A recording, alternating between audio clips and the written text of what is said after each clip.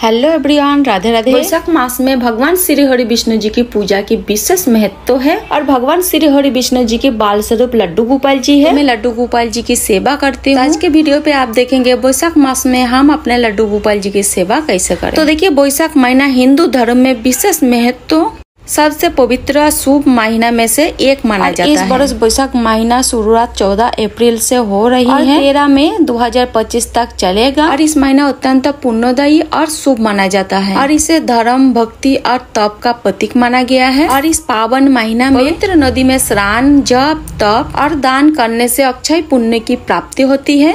ऐसा पुण्य ना कभी क्षय होता है और ना ही कभी इसका समाप्त होता है। इस महीना में विशेष रूप से भगवान श्री कृष्ण, भगवान श्री हरि विष्णु और भगवान परशुराम की पूजा अर्चना की जाती है। तो देखिए, वैशाख मास में सूर्य उदय से पहले उठना शुभ माना जाता है। सुबह सुबह स्नान आदि करने के बाद हम लड्डू गोपाल जी को जगा लेंगे। घंटी बजा के या ताली बजा के या भजन गा के भी आप लड्डू गोपाल जी को जगा सकते हैं। भगवान श्री कृष्ण की कोई भी भजन गा के आप लड्डू गोपाल जी को जगा सकते हैं। बहुत ही प्रेम पूर्वक हम यहाँ पे लड्डू गोपाल जी को जगा लेंगे। लड्डू गोपाल जी को जगाने के बाद सबसे पहले हम जल का भोग लगाएंगे, उसके बाद हम दूध का भोग लगाएंगे। तो देखिए, अब गर्मियों का दिन है तो हम ज्यादा गर्म दूध का भोग नहीं लगाएंगे, नॉर्मल दूध का ही भोग लगाएंगे। जो भी लड्डू गोपाल जी को खिलाए पिलाए उसमें तुलसी दाल अब अवश्य डाले। तो देखिए, हम तुलसी डाल दिए हैं और थोड़ा सा मिश्री भी डाल देंगे। उसके बाद हम लड्डू गोपाल जी को दूध पिलाएंगे। लड्डू गोपाल जी को दूध का भोग लगाने के बाद इस दूध को आप चाय वगैरह बना सकते हैं, कोई बच्चों को भी आप पिला सकती है। तो घर में जैसे आप दूध यूज करते हैं उसी तरह से दूध को यूज कर लेंगे प्रसाद के स्वरूप में। तो 10 मिनट के लिए लड्डू गोपाल जी के पास ही हम दूध रखेंगे और इधर हम लड्डू गोपाल जी के स्नान की तैयारी कर लेंगे।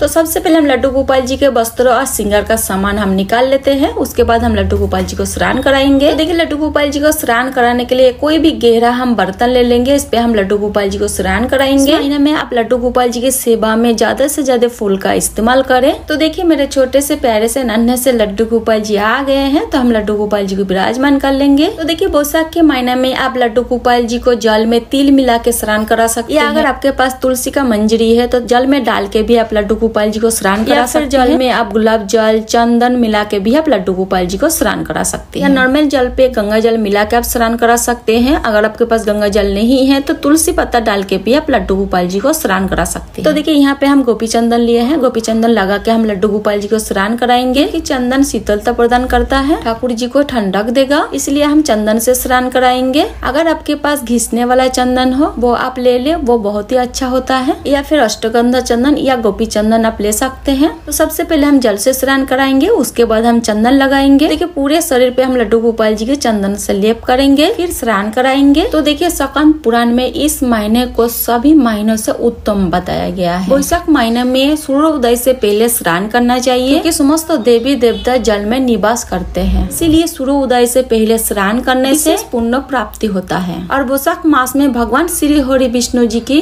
पूजा का विशेष महत्व है और भगवान श्री हरि विष्णु जी के बाल स्वरूप लड्डू गोपाल जी है। तो लड्डू गोपाल जी की पूजा करें, उनकी सेवा करें और हो सके तो ब्रह्म मुहूर्त में स्नान करने का नियम भी आप ले सकते हैं। अगर आपके आसपास पवित्र नदी है तो नदी पे आप स्नान कर सकती हैं। साथ ही दान करने से अक्षय पुण्य की प्राप्ति होती है। देखिए, जिस जल पे हम लड्डू गोपाल जी को स्नान कराया है तो इस जल चरणामृत बन गया, तो चरणामृत आप जरूर पिए। आप अपने घर के सदस्यों को भी पीने के दे सकते हैं। बाकी बचे हुए जल को आप तुलसी जी में डाल दीजिए या कोई और भी पौधों में आप डाल सकते हैं। अच्छे से हम लड्डू गोपाल जी को पोंछ लेंगे। अगर थोड़ा बहुत अगर जल रह जाएंगे तो जो है कि लड्डू गोपाल जी काले पड़ जाएंगे, तो लड्डू गोपाल जी का अच्छे से आप जरूर पोंछे। उसके बाद हम इत्र मालिश करेंगे। गर्मियों के दिन में आप लड्डू गोपाल जी को ठंडा इत्र लगाइए, जैसे खसका, मोगरा, गुलाब का, चंदन का और चमेली का इत्र आप लगा सकती है। इससे लड्डू गोपाल जी को ठंडक देती है। इसके बाद हम लड्डू गोपाल जी को पोशाक पहनाएंगे। तो देखिए, अभी वैशाख का महीना है तो लड्डू गोपाल जी को आप कॉटन का ही वस्त्र पहनाए, आप नेट का पोशाक पहना सकते हैं या आप कोई भी हल्के फुल्के पोशाक आप पहना सकते हैं। हम लड्डू गोपाल जी को पोशाक पहना दिए हैं। इसके बाद हम लड्डू गोपाल जी की श्रृंगार करेंगे।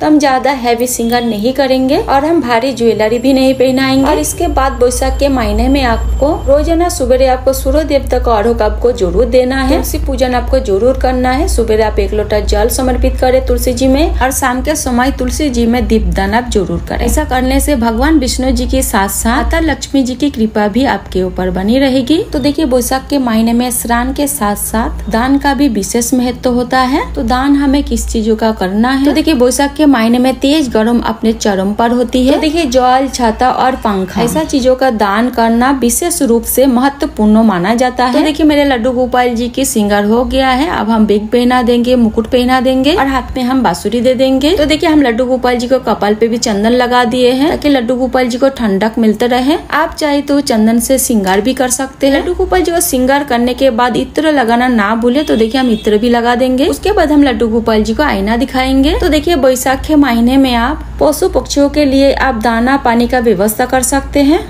पेड़ों को पानी देना और प्राकृतिक की देखभाल करना अत्यंत पुण्यदायी माना जाता है। देखिए हम अपने लड्डू गोपाल जी को मंदिर में विराजमान कर दिए हैं। तो सबसे पहले हम घी का दीपक प्रज्वलित करेंगे। दीपक हम लड्डू गोपाल जी से थोड़ा सा दूरी रखेंगे क्योंकि अभी गर्मी का मौसम है। इसके साथ ही आप छाता, जूते, चप्पल और ठंडा चीजों का दान करना भी विशेष फल देने वाले होते हैं। तो देखिए सबसे ज्यादा हमें जल का दान करना है, ज्यादा से ज्यादा पानी पिलाना है प्यासे को। तो आपके घर के आसपास याव लगवा सकती है, मटकी आप रखवा सकते पानी के, मंदिरों में कहीं पानी के इंतजाम कर सकते हो। आप जरूर से करें, ऐसा करना बहुत अच्छा होता है। इसके अलावा आप अपने घर के छत पे किसी भी पत्र पे जल भर के भी आप रख सकते हैं। पक्षियों के लिए आप गाय को पानी पिला सकते हैं। इसके अलावा पानी वाला फलों को भी आप दान कर सकते हैं। तो देखिए बैसाख के महीने में तिल का विशेष महत्व रहता है और तिल का दान करने से पापों का नाश होता है। तो देखिए लड्डू गोपाल जी को तिलक करने के बाद हम तुलसी के माला समर्पित करेंगे। अब लड्डू गोपाल जी को मंजरी सहित तुलसी भी समर्पित कर सकते हैं। बाद हम फूल समर्पित करेंगे। तो बैसाख के महीने में आप लड्डू गोपाल जी की पूजा में ज्यादा से ज्यादा फूल का इस्तेमाल करें। फूलों का माला पहना सकते हैं। फूलों से आप श्रृंगार भी कर सकते हैं क्योंकि फूलों से लड्डू गोपाल जी को ठंडक प्रदान होती है। लड्डू गोपाल जी बहुत प्रसन्न भी होती है। उसके बाद देखिए मंजरी सहित तुलसी भी हम समर्पित करेंगे। तो देखिए इस महीने में ठाकुर जी को तुलसी समर्पित करने से अनंत गुना फल की प्राप्ति होती है। उसके बाद हम लड्डू गोपाल जी को भोग समर्पित करेंगे। ठंडा चीजों का भोग आप लड्डू गोपाल जी को जरूर समर्पित करें। तो मौसम का अनुसार आप फल का भोग समर्पित कर सकते हैं। जैसे इस मौसम में आपको तरबूज, खरबूजा,